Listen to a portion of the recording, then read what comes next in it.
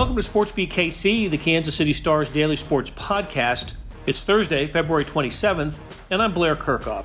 We got a busy show for you today. Star columnist Sam Mellinger drops by, and we discuss a few topics, starting with college basketball.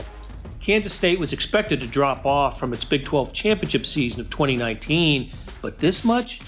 The Wildcats take a last-place record into Saturday's home game against Kansas, and what does that mean for the future of Coach Bruce Weber? Later, we'll find some time to talk Royals. Sam just got back from a stint at spring training, and I got some questions for him. Plus, you'll hear from Isaiah Simmons. He's the Clemson linebacker who went to Olathe North, and his stock is climbing on NFL mock draft boards. Simmons is a unique talent who can play several positions, and the star Sam McDowell was part of the group that interviewed Simmons at the NFL Combine in Indianapolis earlier today. But first, here's Sam Mellinger talking college hoops and other topics. Sam, it's been so long since I've seen you. I think since the last time I saw you, married, couple of kids, Right. It's been a while. Yeah.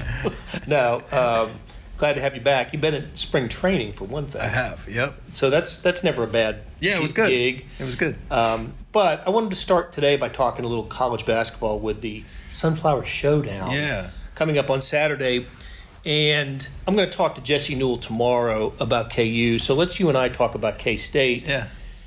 It's quite the drop-off from last year when Kansas State shared the Big 12 title with Texas Tech, finished 14-4, and they go into Saturday's game, I want to say 2-13 with a Big 12 record. And reading some Kellis Robinette stories, they are on the verge of setting school records for most losses overall in a season and most conference losses in a season. And I mean, I didn't see. There would be a drop. I figured there'd be a drop off when you lose Dean Wade and Barry Brown and Kamal Stokes. I didn't see this kind of drop off. And what does this mean for Bruce Weber? So, the way you opened, I thought what you were going to say is one thing that hasn't happened since we last saw each other is that K-State has not won a basketball game. Continues to be true. Yeah, I thought I was with you. They were picked like 9th, right, in the preseason. Yes. In the conference, and I thought that was low. I really like Xavier Sneed's game. He's not a 1, right? He's more of a guy that you want as your 2 or 3. Maybe that's part of the deal. I just thought they would be able to win more games than this, and it's really snowballed in the wrong way. Some of the at least superficial indicators they're not good. It's Bruce Weber banging the stool. It's it's a lot of I like Bruce. He makes it hard sometimes with over and over he's talking about we're cursed. And it's sort of a joke in the beginning, but it's sort of I don't know. Didn't let the players talk to the media after the Baylor game, and just goofy things. Threw him under the bus a couple of games ago, which is always kind of a tactic you use at some point. But nothing seems to be working. Yeah, and I think he's a good coach. Him and Chris Beard are the only coaches in the Big 12 that have won a conference championship, right? Besides Bill Self.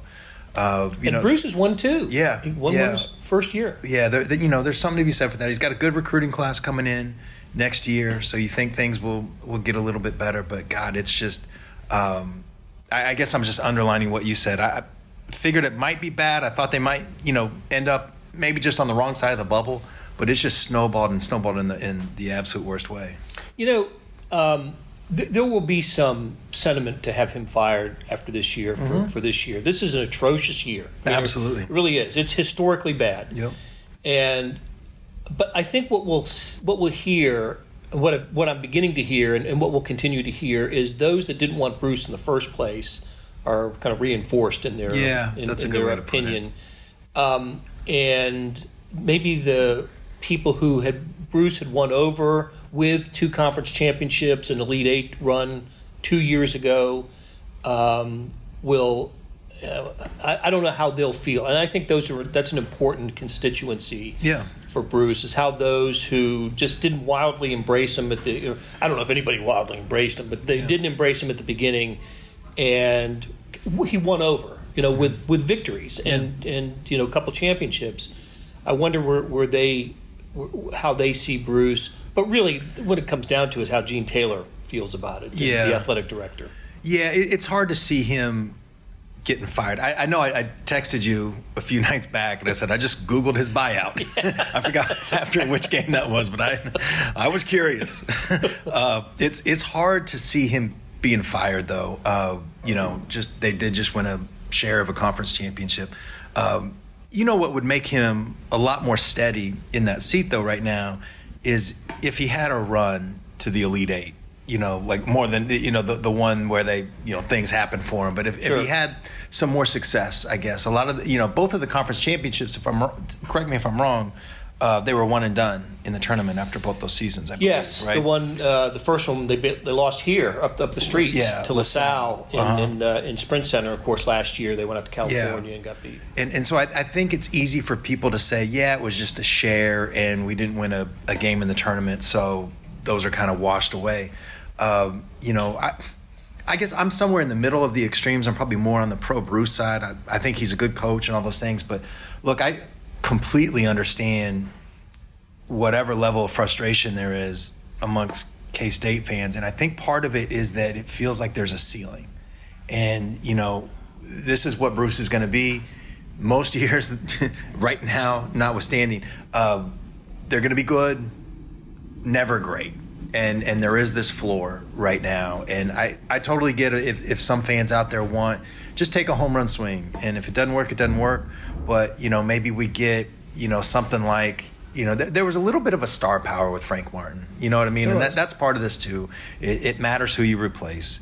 And, that's something that Bill Self fought a long time at Kansas. And now he squashed that. And Bruce has not squashed it. So that's going to carry with him. They've got the good recruiting class next year. Hopefully they can make something out of it. And freshmen are playing, that's right, contributing this year. Yeah. And you could argue that K-State made the home run swing before Frank Martin and Bob Huggins. That's right. And that proved to kind of get the modern. It ended the Asbury Woldridge era of Kansas State hoops mediocrity and put it on this level. You mentioned the ceiling, and you're right. There has been a ceiling for Kansas State, but it's the same ceiling that's existed for every other coach that's been there. That's true. Frank Martin got to an Elite Eight and didn't get to a Final Four, and Lon Kruger got to an Elite Eight and didn't get to a Final Four. So they haven't been to one since 1964. Yeah. Cotton Fitzsimmons was a coach there who had a great season. So it's true for all of them. I don't know how a Kansas State fan should feel about that. Final Fours are different in 2020 than they were in 1964. It's harder to get there. That's right. But anyway, I'm not going to pretend how a Kansas State fan should feel about Bruce Weber. My bottom line is he'll be back next year with a better team. They won't be a last place team. They'll have more talent for that. But if they are, if they're not in the tournament or not a competitive team next year, then that's the year I think Kansas State will make a change. That Google search told me that his buyout goes down after next season. Not by a lot, but it does go down. I do remember that. All right. So as we mentioned at the top, you just spent some time in Arizona. You look nice and tanned and relaxed, and, as you're supposed to be. I thought one of the interesting stories that I read from you was about Salvador Perez, who... Great to have him back. It's going to be the lineup is automatically better with him in it. Changes a lot of the domino effect. Just changes a lot of things. But you had an interesting conversation with him. It really was. Every conversation with him, kind of one-on-one, is always interesting. Yeah, especially this time of year. Yeah. They tend to open up more in spring than they do once the season begins. Yeah. And he spent a whole year away from conversations with the media. So maybe he's got some backup, but he needs to get out. But some pent up salviness. Right. But one thing that you talk to other guys too, other Royals, and there's certainly more of a look. I know this is spring training type of talk, but there's more of a leadership sort of aura about him than maybe there was in the past. And look, he if there wasn't, I'd be disappointed because he's in a position to be a leader with his experience and his success with his team. So let's talk about that first. Do you see him? He's always been a leader of Latin players in the clubhouse. Yeah. When we know where his locker is and how Latin players kind of gravitate toward him. But I think he needs to, be an overall leader for this team. Yeah, and I guess I should headline this by saying, like, I'm not sure how much this really matters in terms of wins and losses. It's very hard to quantify. But look, I was only there for 5 days, but this is something that I noticed in the clubhouse. It's something that I saw on the fields, and perhaps most it's something that I heard from teammates, from Mike Matheny, from Dayton Moore especially. Like Salvy's, he's always had this like effervescent energy and positivity, and almost like the class clown in a good way, and that's been great, and they've needed that energy, but I think they've needed something different the last couple of years. And there's a maturity. I think Dayton Moore said a focus that he hasn't seen before in Sal. And Dayton's been with Sal since the very beginning. Right. And I think some of that is he'll turn 30, I believe, in May. Some of that's with age. Some of that is he just missed a whole year of baseball, and he was around the team some, but it's not the same. It just can't be. And I think that there's a little bit of an urgency with him of, 14 and 15 were great, but he didn't want that to be it, And I think that he also hears a lot of talk, a lot of it, inside his own organization about him switching off the position. Yeah. And you're going to take being a full-time catcher out of Salvy's cold, dead hands, in Sal's mind at least. I do think that's going to happen. I think he's going to start to transition this year. To some innings at first base. Yeah, or DH. First and DH. And there's some complications there, because if he DHs, that means Jorge Soler can't DH, obviously. There's some feeling within the organization that Soler's a better right fielder defensively than he's given credit for. But anyway, it's just a matter of he's turning 30, 6'4", 240. Those guys just don't catch forever. And this may be the time where he has to transition. It's a new chapter of his career. And maybe you're going to ask me about this anyway, but we were talking sort of off air, I guess. But I did think it was really interesting that he brought up. I did not ask him about his contract. I did not ask him about free agency. Stop right there, because I'm going to quote you, and then I'm going to quote him. We go. Yep. So here's what you wrote. Maybe that's why Perez, in a conversation for this column, brought up his contract unprompted. And here's the Salvador Perez quote. "I don't know what's going to happen in 2 years," he said, which, first of all, it reminded me what the length of the deal is, so it expired in 2 years.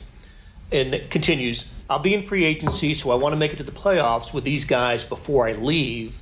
Yeah. I want to be here, but you never know what's going to happen, So, yeah.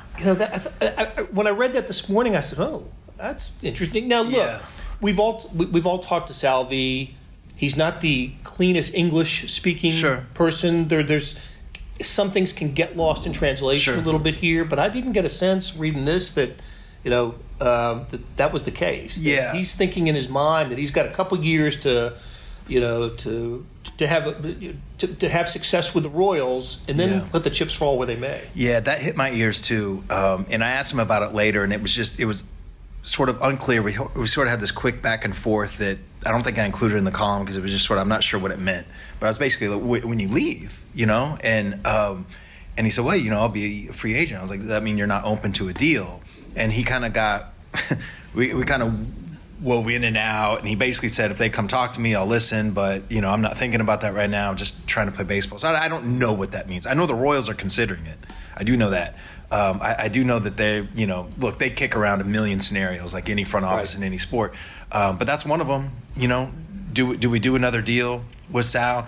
My feeling, and this is a little bit of an educated guess, but it's 90% just a hunch. I think he wants to be a free agent. He's never been a free agent. Free agency in that world of Major League Baseball players, everybody wants to be a free agent. Sure. You want to see their value. Yeah. Alex Gordon, wanted to be a free agent, just see what's out there. Now, I think Sal's going to be disappointed in 2 years with what's out there because of, some of these things that we've been talking about. Where the game is going, it's going away from low on base, sort of one-dimensional hitters that may have to move off the position. But anyway, my point is I think he's going to want to be a free agent unless the Royals just, blow him away. So there is a little bit of a tick there. And There's a lot of moving parts. MJ Melendez, if he hits, the Royals are going to be a lot more okay with Sal walking, if MJ Melendez is a hitter, especially in 2 years. So it's an interesting dynamic because Sal's always been a leader in sort of, he's one of, if not the loudest voice in the room. For sure. And in a positive way. Everybody, how can you not like this guy? He's just, I think that his joy for baseball, look, he does turn it up when the cameras are on. He's got some showman in him, but when the cameras are off, there's still a lot of energy and joy, and I think you need that through 162. So that'll be a boost for them coming back, but it's just a really interesting part of his career. It's a new chapter. He's not the 25-year-old, Salvi Splash guy anymore. He needs to be the adult in the room. If nothing else, it occurs to me that he should be pretty motivated to have a good 2020 and 2021. Yeah.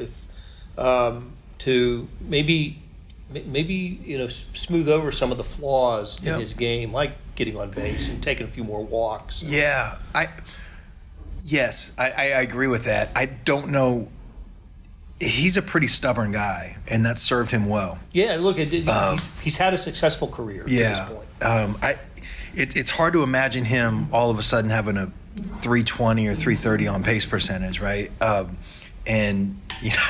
This hits in my head about this was in the aftermath of the wild card game in 2014, and that whole season they were really hammering him to lay off breaking balls. Breaking balls away, breaking balls low. You just don't. That's not your pitch. That's not your pitch. I know where this is going. And after that hit that he got past Donaldson, it was 4 feet outside and an inch off the ground. They kind of like threw up there. Oh, we can't tell him anything. The rest of his career, he's going to swing at that pitch, and maybe it was worth it. But I do think that he wants to be seen as that guy too. It's important for him to hit in the middle of the order. It's important for him to be the catcher. It's important for him to work with the pitchers, and just be in the middle of things. And I do think, sense of urgency is a phrase that, is probably overplayed, but I think he's starting to get that a little bit. I really do. All right, so let's talk. We'll talk some more Royals next week when our friend Vahe is gone at spring training. So I've got some other questions about spring training, but let's leave it at this for today, and pick it up next week. All right, thanks, Sam. Cool. Hey, it's Blair. Hey, we have a special subscription offer for SportsBeat KC listeners: unlimited digital access to the Kansas City Star's award-winning sports coverage. Sign up now for 1 year of Sports Pass for access to all the sports news, features, and columns we have to offer. And it's only $30. That's a 40% savings off our regular rate. For your convenience, your subscription will automatically renew after the initial term at $50 unless you tell us to cancel. A lot of subscription services won't tell you that. They'll just sneak it on there. We just told you. Your subscription helps support the sports coverage of kansascity.com and the Kansas City Star. Please visit kansascity.com/SportsBeatKC offer to get this special offer. And as always, thanks for listening. We're back, and now you'll hear an interview with Clemson linebacker Isaiah Simmons conducted with reporters at the NFL Combine in Indianapolis earlier today. Simmons was a standout at Olathe North. His older brother Victor played at KU. Star reporter Sam McDowell was part of the group who interviewed Isaiah Simmons, and we're going to run the entire give and take. About 9 minutes in, Sam asks Simmons about the recruiting process. Here's the interview. The game is evolving, so the name of the game now is stopping tight ends, so something has to be done to stop these Travis Kelce's and George Kittles out there. Isaiah, if I'm not mistaken, I think you were sometimes used inside. Do you feel at the next level that you have the ability to stack the shed if asked to line up inside? Absolutely. Like I said, mentally I feel like there isn't anything I can't do. I played every position except for a nose or three technique, so when it comes down to it, I'm going to try my best ability to do anything I can. Isaiah, when you were coming out of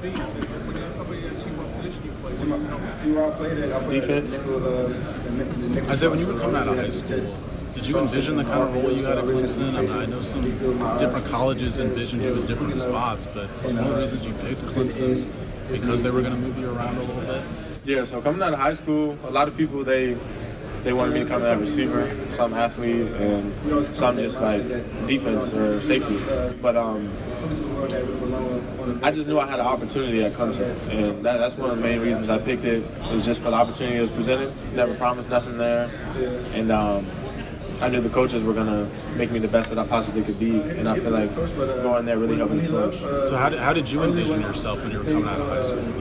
Yeah, I mean, you don't never dream of being an average guy, so I always dreamed of being a top player, but it worked out in my favor, I would say.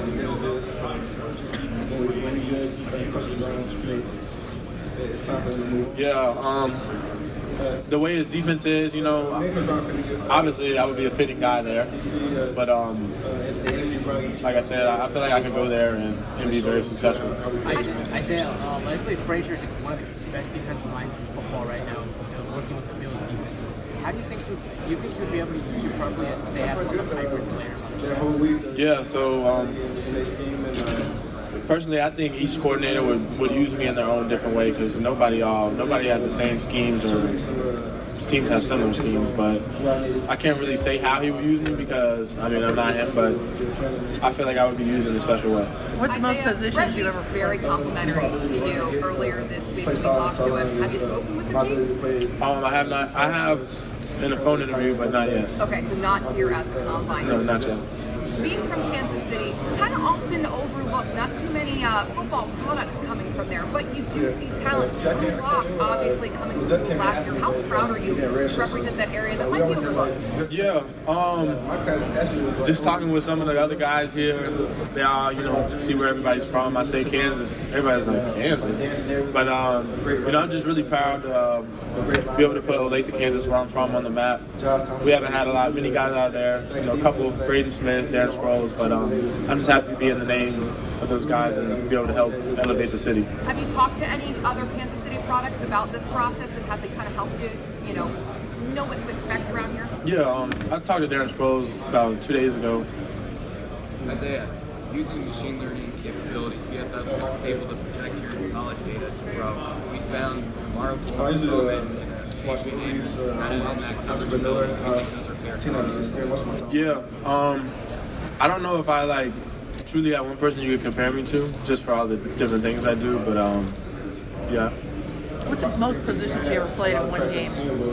Most positions? In one game. I'd probably say 5.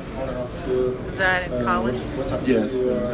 Isaiah, who won the race between you and Travis Etienne? Oh, I knew this was coming. Yeah, so the race that's all over Twitter, Instagram, everywhere, I'll be honest, he got me on the lean on that one. But after that, we raced in the 40, and I won. But that's not on tape. But, he might not admit that, but everybody there knows I won that.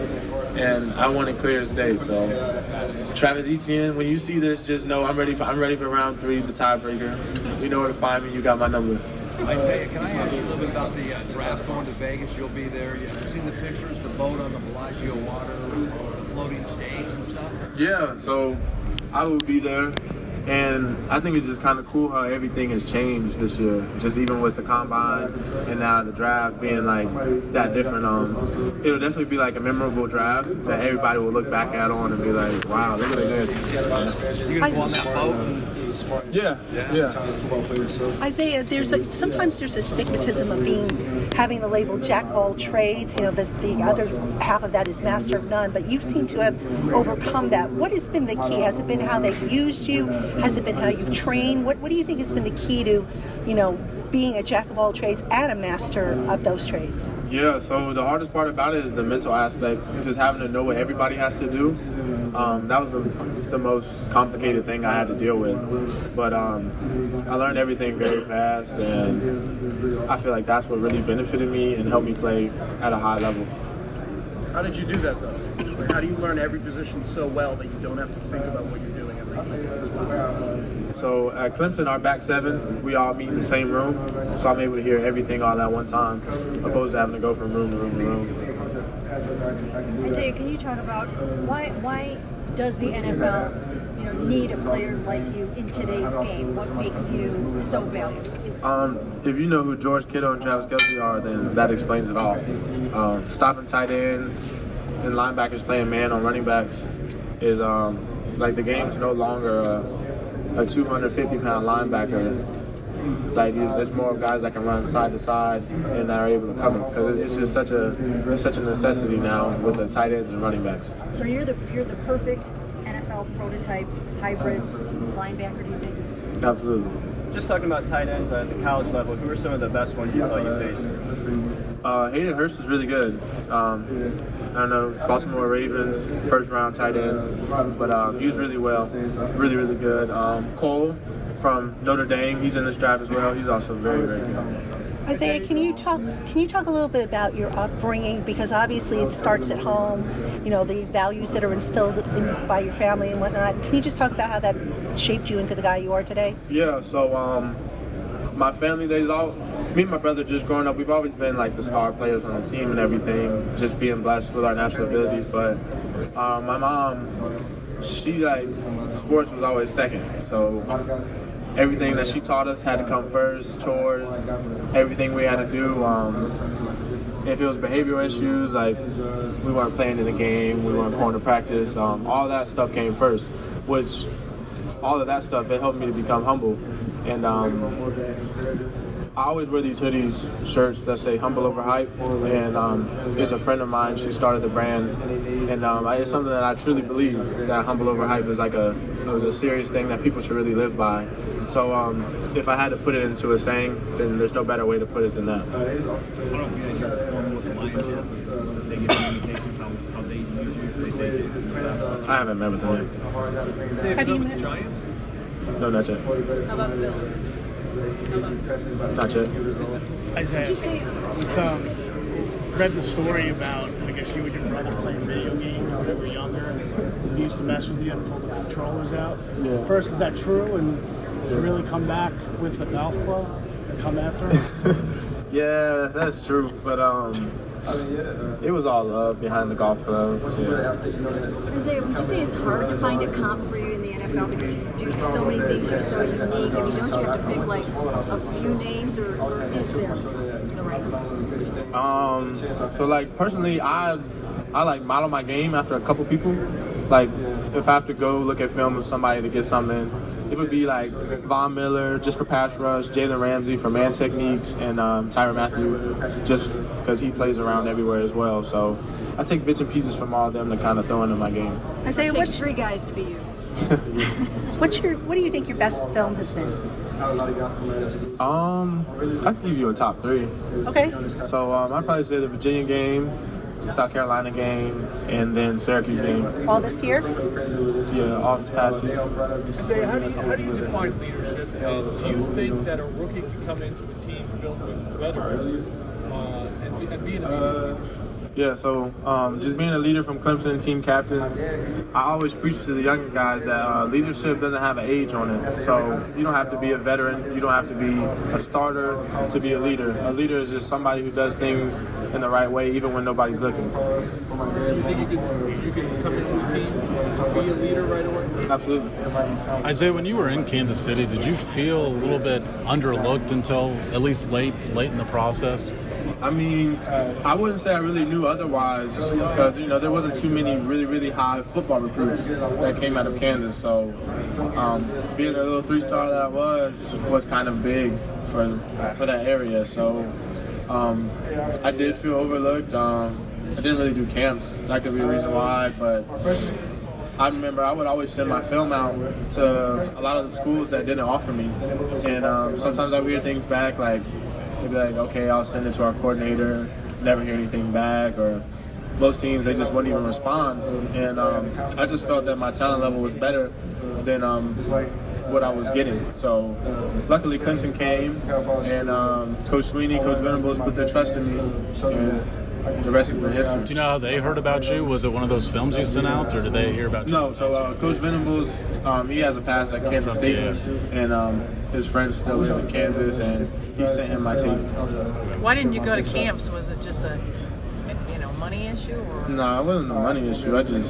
I'm a track guy, so I always did summer track. So I was just doing track at the time, and all the camps are in the summer.